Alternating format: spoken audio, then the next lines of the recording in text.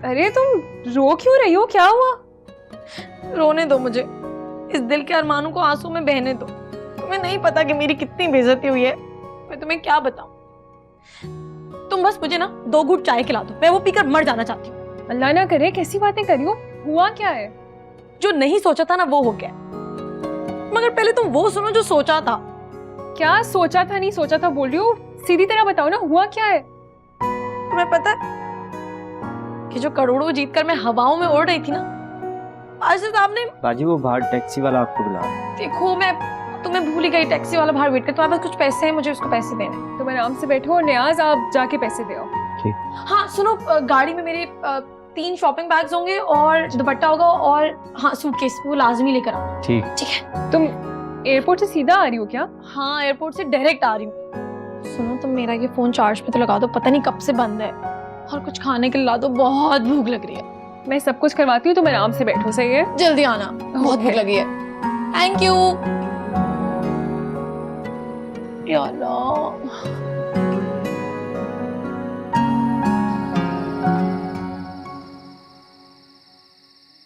समीर, पाशा साहब का तो ब्लड प्रेशर बिल्कुल वैसे का वैसे ही है और दवाई भी काम नहीं कर रही। उम्मीद की टेंशन की वजह से।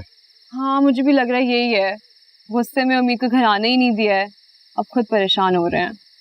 चाची तो रो रो के परेशान हो गई हैं उम्मीद के घर ना आने से। जाहिर है परेशान तो होंगे, तुम कॉल तो करो उम्मीद को। कब से फोन कर रहा हूँ उससे, फोन ही बंद आ रहा है। तुम एक काम करो, अपनी खाला के घर जाओ, उससे उम्मीद को तसल्ली मिल जाएगी ना। अगर बाबा को पता चल गया तो फिर?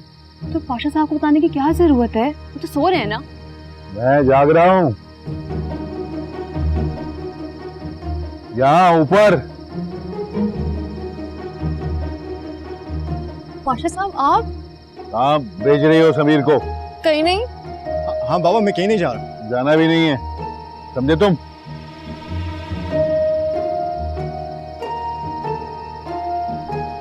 यहाँ तो हम उम्मीद के बारे में बात ही नहीं कर सकते।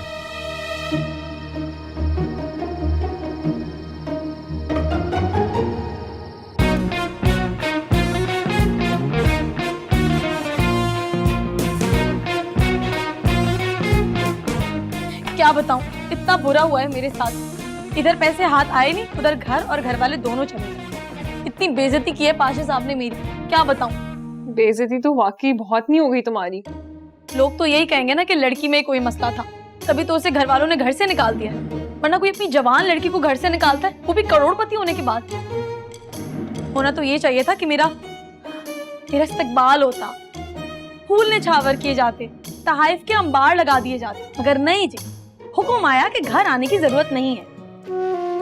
और मैं जब अपना घर नया खरीदूंगी तो क्या वहां अकेले बैठकर मक्खियां मारूंगी? ये तो सारी लाइफ ही बर्बाद होगी। अल्लाह जी, मुझे 1 कप और चाय का मिलेगा? हाँ हाँ मैं मनवाती हूँ। नियाज 1 कप चाय ले आओ।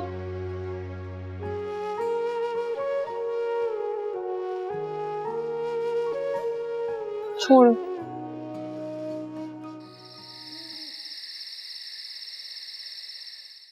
ये देखो मेरी मुट्ठी में बंद है क्या? चेक। हाँ वो भी 2 करोड़ का। वैसे यार बहुत ही फिल्मी सिचुएशन नहीं हो गया?